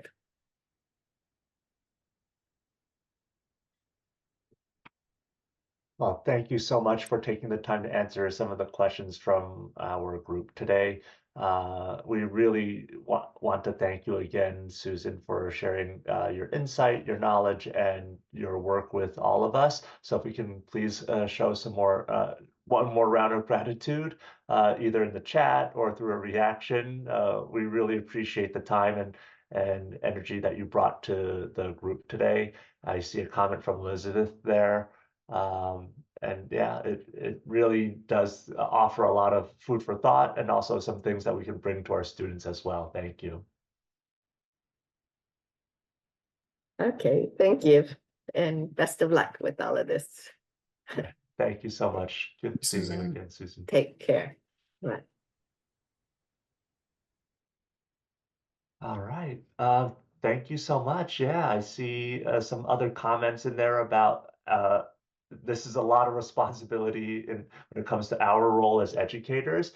And right now I'm going to put up a slide for just a quick moment with our break, but I do want to make sure that if you had a chance to sign in earlier, that you also left your address where it says address, because we are going to be sending out these 2 books to people who would like them. We have The River Runs Black, which is about the environment in China. And then we also have a book called Land Grab that Susan recommended with the Garifuna people and their resistance in Honduras. So these books are going to be sent out to your mailing address on the sign-in sheet. So go ahead and if you already put that in there when you signed in this morning, terrific. If not, you can send me an email or message me in the chat, and then we can make arrangements on getting the books to you. And with that being said, we are going to take a break until 11:10. So it's going to be a 4-minute break. We'll be staying online, but go ahead and take care of yourself with some water or coffee, or just a moment to rest your eyes. And we'll see you back here in about 4 minutes. All right, folks, thank you for hanging in there. That was a lot of information and really got my brain thinking. And now we are going to jump into a unit that I designed. This is an inquiry design unit. You will all have copies to this. The main question here is how the environmental legacy of colonialism how is the environmental legacy of colonialism affecting communities today? And so, see if I can make this work. There we go. Well, first off, here are the standards that this is going with. So the Common Core, the framework, are California state history standards.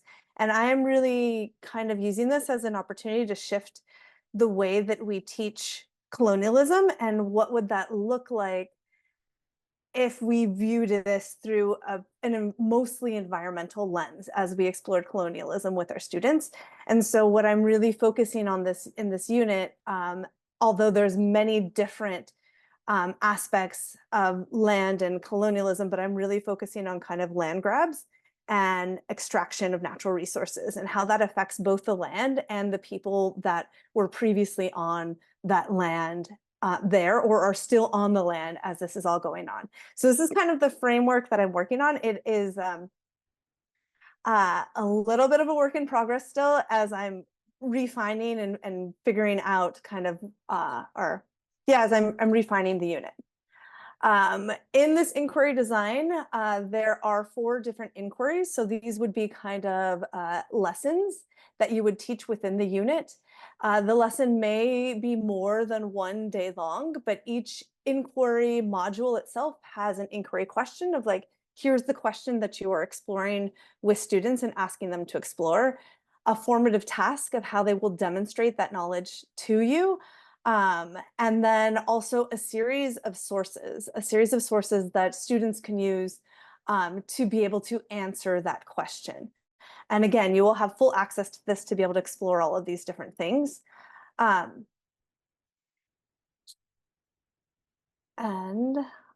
So here is the structure of this. So we've got the question, right? How the environmental legacies of colonialism are how are I cannot read the sentence today, affecting communities today. And it's structured of that first lesson, and that lesson can take a day, that lesson can take a series of days, is focusing really on what are the environmental legacies. So exploring the connection between colonialism and the environment and how that has affected the environment since the beginning of colonialism, and still looking at the legacies of what that has been, what that is doing to our environment today. Then a lesson around land grab that is focusing on the Garifuna people themselves and how land grab is affecting both the people and the land. From what the professor was really talking about there, my understanding, the Garifuna people and the land and their land are very intertwined. Their identities are intertwined. Their ways of living are intertwined. Kind of the health of the people and the health of the land are completely intertwined, similar to the environmental principle that we were looking at earlier today. So that would all be kind of one lesson there. This next lesson, because one of the things that we like to do with the History Geography project here at UCLA is to try to make things as local as possible, to take those big ideas, to take those big history things, and then also bring it down locally. So looking at LA and extraction. And so what does extraction look like in Los Angeles? And specifically, we're going to be looking at oil extraction and oil drilling. Los Angeles and Los Angeles County is actually is an incredibly large place for oil drilling. There are oil drilling barracks everywhere. In fact, there's so many that we often don't notice them. So having students answer that question of what does this look like locally in LA, this idea of extraction, and then finally bringing it even more hyper locally to students of, well, in your community. So how are youth within Los Angeles working to improve the environment in their community? So they'll be able to look at different ways that different youth organizations are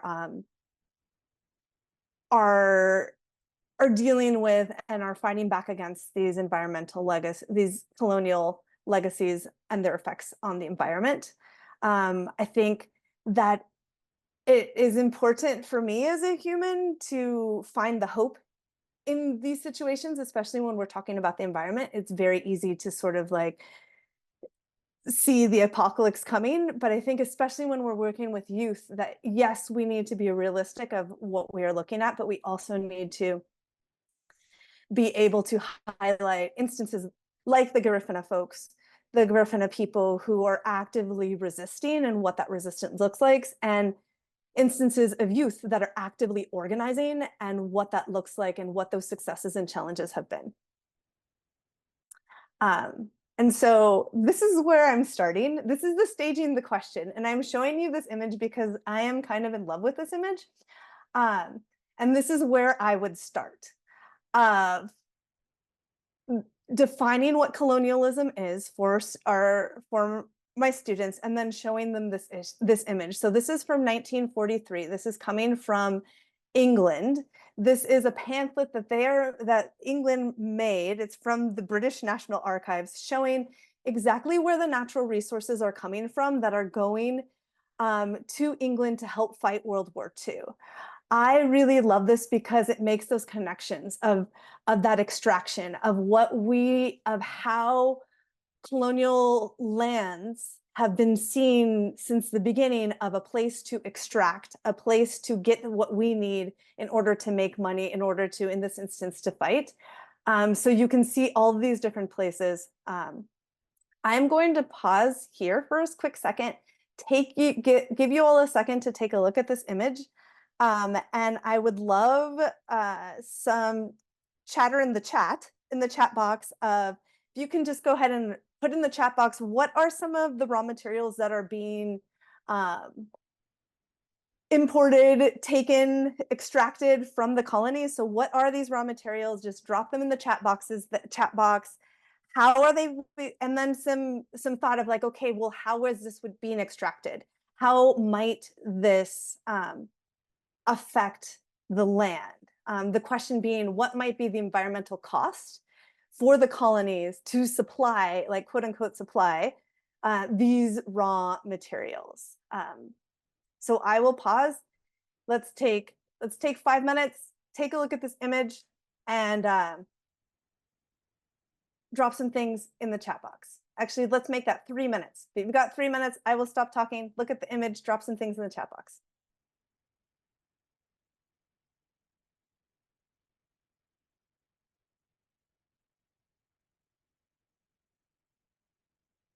So we're getting asbestos. Yes, asbestos is one of the things that is being taken. If I can look quick here to see if I can figure out where the asbestos is coming from. Ground nuts from Gambia. We've got iron still, coke, cotton, rubber, cocoa. So we've got iron, wool, iron ore, manganese. I have no idea what manganese is. Mahogany wood. So mahogany wood coming from British Honduras, which today we know as Belize.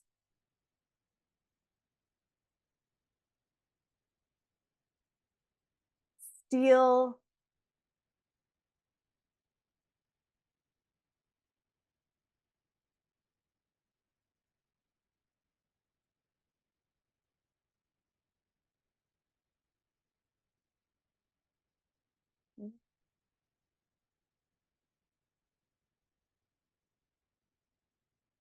Yeah. So now, as we're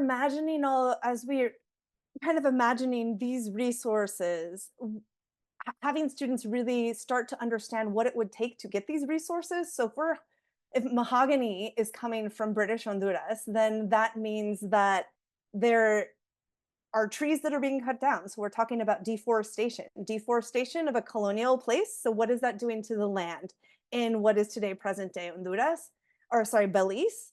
And so that raw material, right, that wood can be sent. We've got all of these instances of petroleum that is being exported from different places. So what is that doing? What is that doing, right? Mining, right? Mining always hurts waters. This is very true, Lucy, right? So we've got all of this. We can start to see that this is, and get students to see a little bit past, raw materials being sent, but what are these costs? At what cost? What is this doing to land? If England is, getting wool, well, then all of that, herding of sheep, that is changing land. All of these cash crops changing land, to really start to get students to think about colonialism and the exportation of raw materials through a little bit more of an environmental lens, to start to get them to think about the cost for the people and the cost for the land. Thank you for playing along with me in the chat. So here are the different inquiries. So that first inquiry, again, looking at those environmental legacies, there's a bunch of different articles there, asking students to write an explanatory paragraph of what this is, to make sure that I can understand, see that they have an understanding of what this legacy is, how this works. I really like this political cartoon because you can look past this of like, okay, raw materials, at what cost, foodstuffs at what cost, gold and silver at what cost, and can really dive in with students of like, okay, if you're mining gold, if you're mining silver, what is that doing to land? What is that doing to the people whose land it was? And, you know, still is. Moving on to that second day, again, looking at the effect of colonialism, specifically at land grabs, and how that is affecting the Garifuna people and their land. I love this map. I'm a little bit obsessed with maps right now. I really love this map, this from Prisma that Susan walked us through. There is a graphic organizer that goes with day 2 or with inquiry 2 and inquiry 3 that is just helping students to see why, helping students to be able to see the why, the effects, the strategies of resistance, and again, helping students to see that hope. And then this third inquiry of extraction in LA. Like I said, oil drilling and oil barracks are so commonplace in LA that oftentimes we miss them. That picture there on the bottom, that is a restaurant in Long Beach, California. So where people are sitting on a patio and sandwiched between 2 different oil wells. And, you know, I've driven by this many, many times. The map that you see there on the right is showing all of the oil wells in LA County. There are maps that show all of Southern California because there's a lot of oil drilling that is happening in Ventura County and beyond. But we can see sort of the scale that what we're looking at here, and help students explore extraction and what this looks like in a place a little closer to home.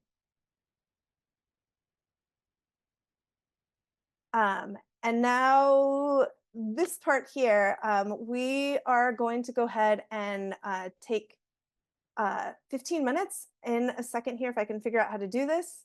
I am going to drop in the chat. Here it is. Give me a second. I will go ahead and drop in the chat the link. Let me know if you have issues opening that link. Please, we'll take 15 minutes. Turn your cameras off. Thank you for letting me know you can open them. Turn your cameras off if you'd like.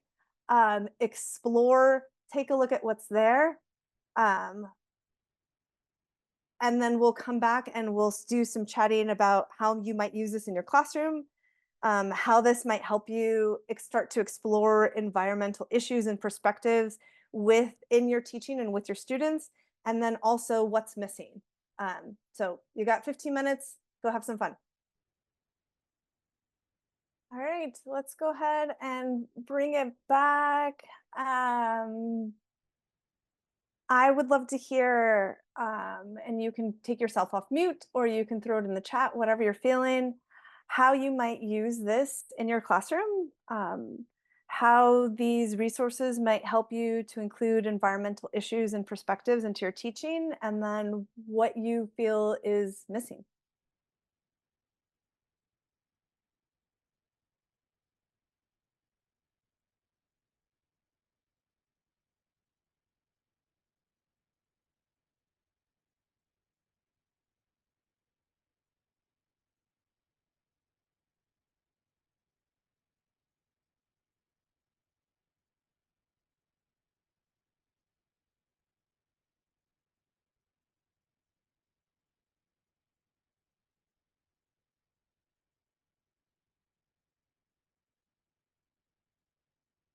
Looks like we got some folks typing, and yes, Willow, the Westford expansion IDM is pretty awesome, and there are more UCLA IDMs, and Danny or Amparo can explain where those are, because right now I'm not sure. Yeah, you're the first teacher that I've seen who has taken all of those different frameworks in the pedagogical universe and actually put them into your lesson plan instead of just doing the standards and framework, like all the other things that are also, I think, really important to focus on as we're teaching. That is a lovely compliment. That is for UCLA History Geography Project. This is a template that is coming out of C3. that UCLA has then, the history geography project has then modified to include all of those other things as well. And we are continually tinkering with this.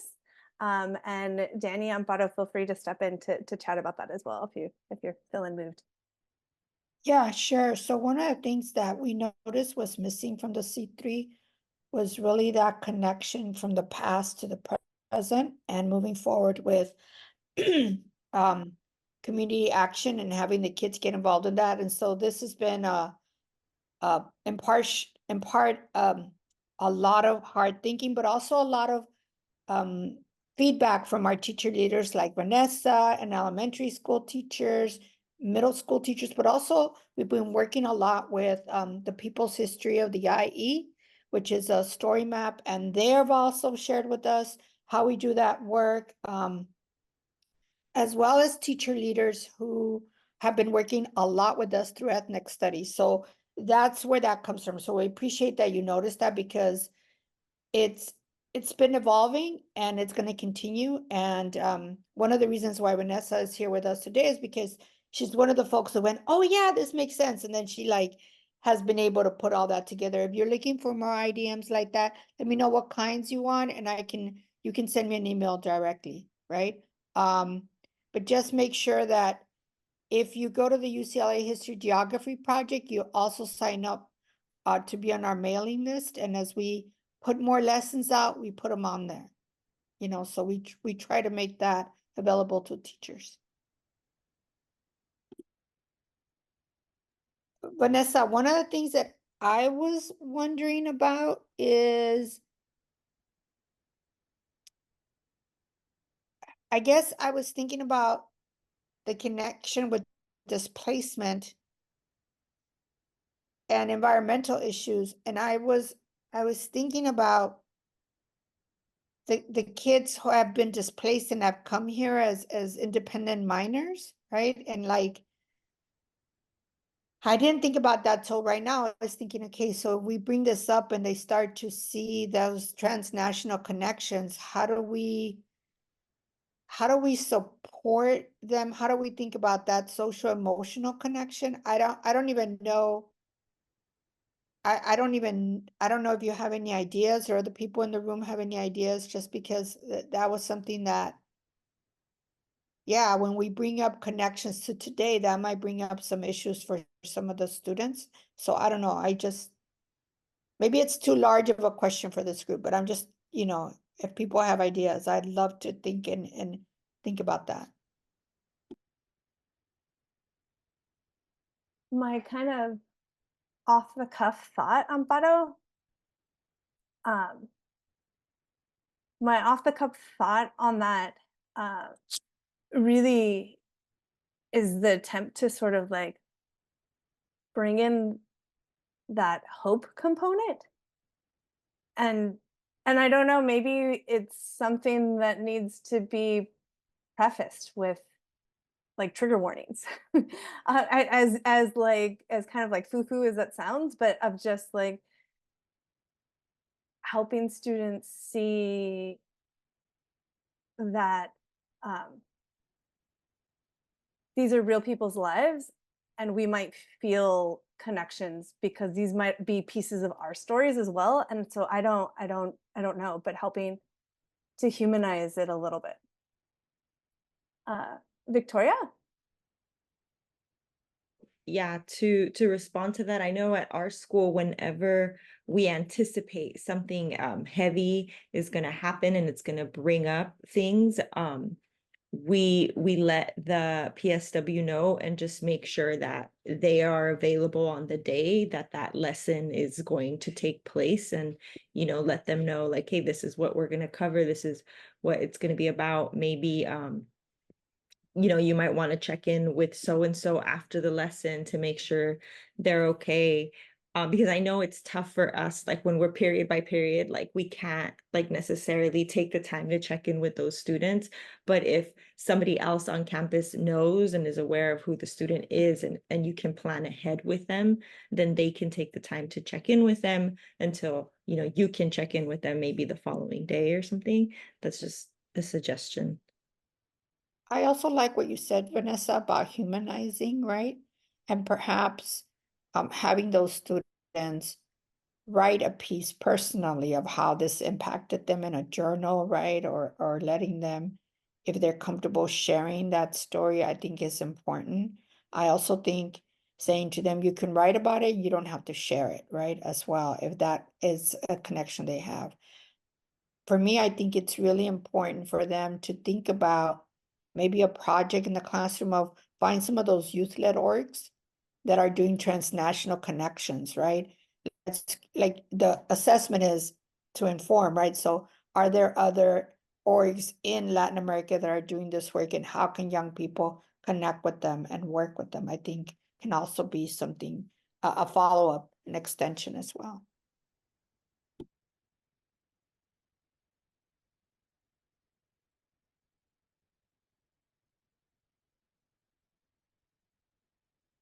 There are some great comments in the chat. Thank you so much. I appreciate all the thoughtfulness in here of like, yes, there are some pieces that are missing. Wilmington, which is actually where I'm calling, I am personally right now. I grew up in Wilmington and I'm here now. Has huge issues around oil wells and environmental issues. It is a fairly small community in LA that is surrounded by the port, oil refineries, and wells. And so there are maps that include that as well. But yes, there are some things that are missing that, and thank you for bringing that up.